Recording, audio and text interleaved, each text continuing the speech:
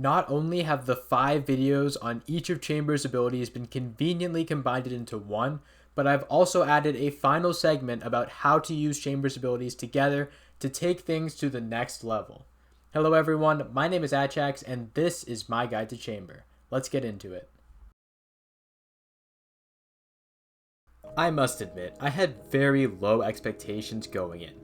In my mind, the Golden Gun was just a sheriff with more magazine size, less ammo, and a scope. And I wasn't wrong, but I did not appreciate how awesome that is. One crucial difference is that it doesn't have damage falloff, so a headshot can be a one-tap regardless of range. Combined with such a clean scope, I found myself contesting mid with it even against rifles. At ranges where tap firing is the standard, the Golden Gun does not have much of a disadvantage compared to rifles in the early to middle part of an engagement.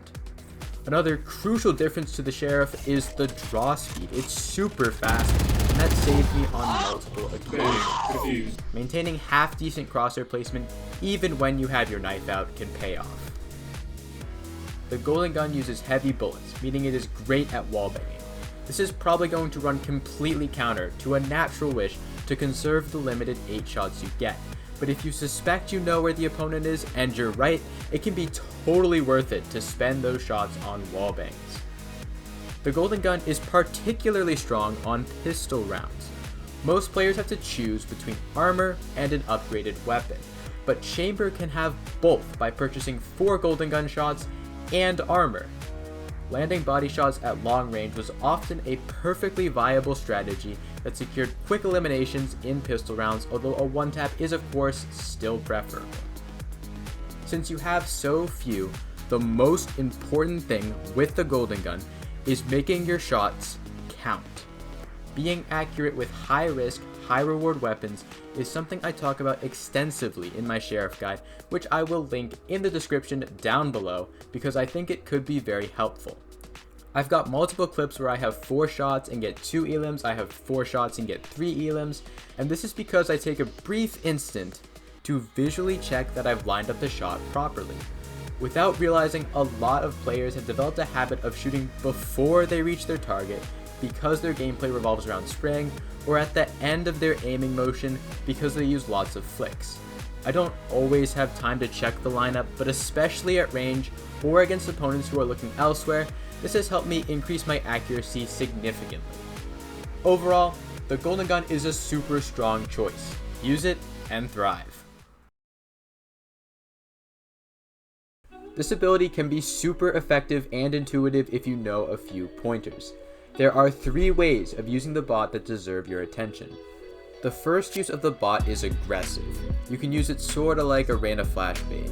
Place the bot near an opponent. If they move their crosshair to shoot the bot, peek and eliminate them. If the bot reveals their location and slows them, peek and eliminate them anyways. You can use an aggressive bot to check corners for you and set up pre-fires or wallbangs. The aggressive bot is also especially good at helping find picks through smoke. Besides that, there are 2 types of defensive bots that you might want to consider using. Commitment bots are placed slightly farther back, but this makes a big difference. The information gained is more specific because an opponent must decide to push into a certain area in order to trigger a well-placed bot. This lends greater insight into your opponent's plans and how they intended to move while interrupting them nicely. The downside is that commitment bots do not offer as much security because the opponents will be able to move slightly farther up without warning. These bots are great for covering areas, especially if you can peek off them instead of angles that opponents could peek you from. Covering angles is the area of expertise of the next type, the spotter bots. Spotter bots are designed to give early warning of potential opposing incursions. The quality of information is generally lower than commitment bots, because opponents can often destroy them from a distance while they pass by, or trigger them without committing to an area. That said, as long as they're standing, you know that opponents likely aren't about to peek you from the angle they cover. These are less good for determining where opponents are, and better for determining where opponents aren't. This allows you to dedicate your focus to holding one angle more effectively. Also, 2 general pieces of information that can come in handy.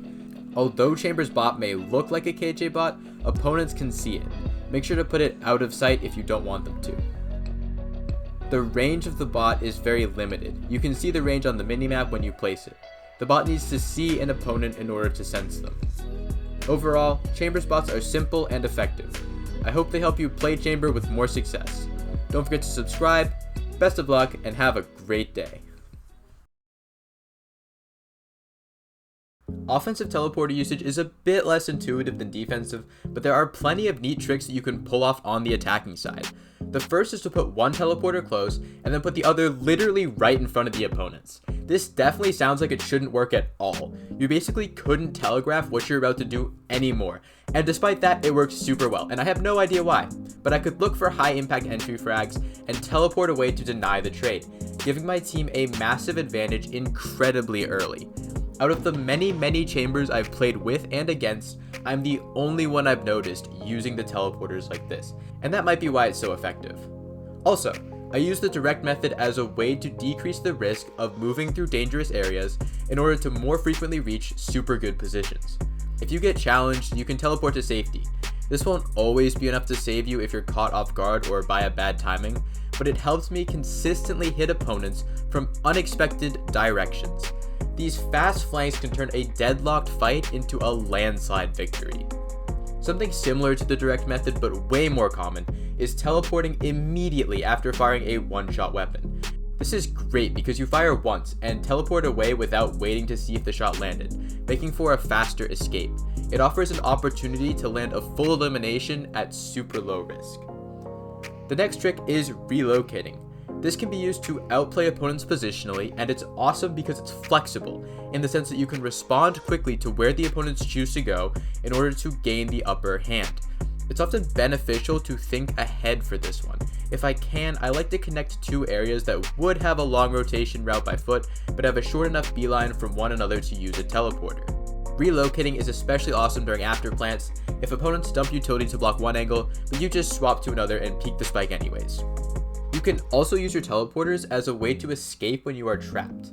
Just put one teleporter in a safe spot nearby, and then if you get stuck in a corner, you can withdraw easily and set up a better fight that is less likely to end with you being sprayed down by 3 people just waiting for you to move.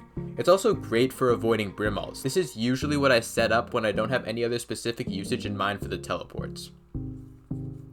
The next 3 are quick situational tricks that can be used to gain an advantage in more specific circumstances. If there is a cage out, you can stay in it until the very last second in order to score a pick on some unsuspecting opponents and then teleport away. You can also teleport up. On paper, this sounds like a bad idea, but in practice, it's still a bad idea actually. I wouldn't recommend this most of the time. Finally, you can use it to get out of a fight that you might otherwise have been forced to take, which is always nice. Overall, Chamber's teleport is way better and more interesting on attack than it might seem at first glance. Use it and prosper.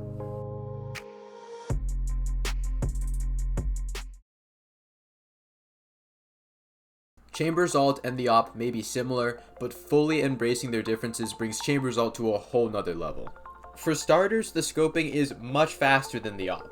This completely changes the playstyle because it's possible to blend movement more fluidly into your gameplay as you set up shots. It means that you can start scoping in slightly later in your peak, and this makes Chamber a more mobile threat compared to conventional oppers. There were countless occasions where someone peeked me and I would still have enough time to flick quickscope and secure the elimination. You can walk into sight or into a team fight unscoped, and if you're quick enough, come out on top. An even more significant difference than the scoping speed is the rechambering speed. Chamber's ult is way faster at loading the next shot, and this creates all sorts of neat tricks. For example, many players will peek if you miss a shot. Anticipating this, you can pretend to miss and then immediately lay them out when they swing you. You can also rapidly peek multiple angles so that you can clean up the site in a matter of seconds. This allowed me to delete entire teams extremely quickly, and it can literally flip around from losing to winning in a few seconds. Longtime oppers are probably going to lean into their experience, and they should, but definitely learn the new timing between the shots because it can make a huge difference. Some general tips. You can combo the ult and teleport to one-tap raise ults and teleport away to avoid the rocket. Leg shots deal 150 damage, so one-ways are even better than usual. Although the shots are limited, I still found a lot of value out of spamming walls and smokes with game sense. If you suspect you know where the opponent is and you're right, it can be totally worth it to spend those shots on wallbangs. Don't be afraid to get up close and personal. I do this with a normal op, but the clean scope, quick scope speed, and rechambering speed make this even better than usual.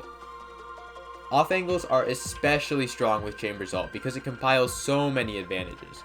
There is the element of surprise from playing an uncommon spot, the one tap from the ult, the clean scope that lets you react to peripherals, the teleporter lets you quickly teleport away to avoid being traded, and the ability to quickly fire follow-up shots if the situation calls for it. Overall, Chamber's ult is amazing. Use it and prosper. Chamber rewards creativity and thinking one step ahead, especially with the teleporter. There are two ways of using the teleporter that definitely deserve your attention. One of them is positioning your second teleporter to capitalize on the position of the first teleporter. This allows you to hopefully find a pick and then teleport away to not only deny the trade, but attack into the exposed side of the opponents who were looking to trade their teammate out by eliminating you. Done right, this can basically win a round. The second usage of the teleporter that you need to see is the aggressive teleporter. You saw this in the intro clip. Place one teleporter pretty far back and one close. You can choose whether you want to place it just in cover as the barrier drops, or if you want to put it entirely behind a wall. Since you don't need vision of the teleporter to use it, this can sometimes let you extend your escape zone farther out. I would recommend trying to secure the elimination only within the window of, what the heck, why is the enemy chamber here, before they actually start shooting at you. The most difficult part of this technique is having the discipline to teleport out before you secure an elimination so that you aren't immediately traded, or worse, just go down with little gain. The window of what the heck tends to decrease after the first time, so this is the sort of technique to be used once in a half, or at least spaced out over the rounds so opponents aren't expecting it. Done successfully, this can be an extremely demoralizing blow that puts your team in a very winning position early in the round. General teleporter use. Put your teleporter in a corner where opponents won't see it before you. If you see a teleporter here, where do you think the chamber is? That might actually be a pretty cool idea for a fake at higher levels. Also, you can use it as a way to play an off angle more safely and use the teleporter like a jet dash. That's pretty straightforward and effective, which is always an awesome combination. Overall, the teleporter ability is amazing. Use it and prosper. There are 3 ability combos that you'll definitely want to be aware of on the attacking side. Let's say you're attacking one of the sites in some kind of rush or all-in. Put a spotter bot behind you to cover flank. Put an anchor close by, then clear the space in front of you. Have a teammate hold it, and use an aggressive bot to check one of the corners. Place a direct, short teleport, and peek. This fight is great because you can often shoot first and then teleport away. The opponent has revealed their position and spent their first shot accuracy, and this sets up a favorable encounter for the teammate who should be peeking right after you.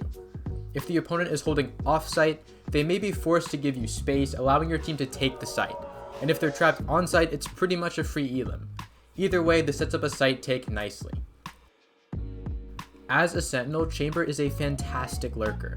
Put an anchor close to your team and use as many spotter bots as is necessary to cover their flank and protect your anchor. Since opponents can hear when you place an anchor, and since lurking is mobile, I like to carry the other anchor with me, and then place it after I find the lurking pick. This utility combo is awesome because it offers the best of both worlds. You can score a pick and you can quickly reinforce the site, making for a high reward, low risk play. Naturally, you'll also want to know how to contest mid since it is a crucial step to winning many rounds. Place one spotter bot outside of the nearest main route to prevent opponents from pushing behind and backstabbing you. Put an anchor behind cover. Place a direct short teleport and peek. If you win the fight, congratulations, you're ahead. If the opponents don't contest, you can progress up mid and recover one anchor.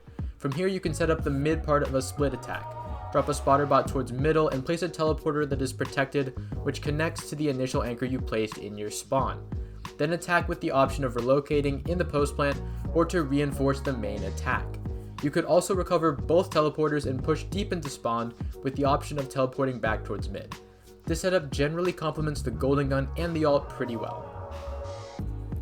There are 3 defensive options that deserve your attention. The one that takes the most advantage out of Chamber's abilities is an aggressive form of playing for retake.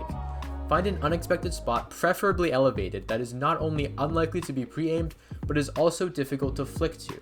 Place an anchor. These spots are usually bad to hold because they are very exposed, so use a spotter bot to cover areas that can pose a threat. Then, set up a second anchor that plays off the first and put a commitment bot opposite your angle.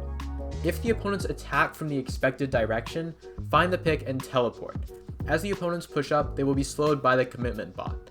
This is when you can peek to find a second pick and then go into the retake, hopefully up 1 or 2 players. If you would like a more assertive option, there is the aggressive teleporter into slow defense. Set up the aggressive teleporter as shown in the defensive teleporter segment and add 2 commitment bots across the choke. Once you take that early fight, teleport out and recover your forward teleporter. Place it farther back. Then use what was originally the safety anchor as your forward anchor. Peek off your commitment bots. In this way you can take 2 good engagements, hopefully with the benefits of surprise and slows, and leapfrog back if pressured. This setup complements the ult and the golden gun really well. This last one might be the strongest, but whether you can do it is dependent on the site. A drop counter setup takes advantage of places like B window on bind or lane on ascent, where opponents have to jump down. Place a commitment bot hugging the wall so opponents can't clear it easily, and somewhat centrally located to cover the most space. Place 1 anchor so that you can easily swing off the bot and 1 farther back.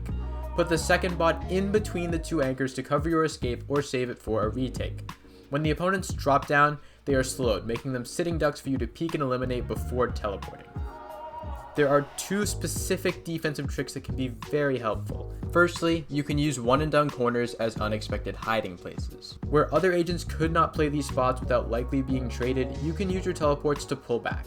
Use spotter bots to alert you if your position is about to be compromised. The close shotgun teleport is yet another eco round option. Place 1 anchor near default plant and 1 near a choke point. Shoot once and immediately teleport just like in the pre-fire option in the attacking teleport section. This gives 2 opportunities to score a pick. 1 right away and 1 as the opponents try to plant. This is especially good against teams who plant before clearing the site. It's also a good combo with an eco round golden gun depending on your rank. These combos are some suggestions of how to use Chamber's kit together to wreck your opponents. If you made it this far, don't forget to subscribe to be the first to see more content designed to help you rank up just like this. I hope you found some value in this video, good luck in your games, and I'll see you next time.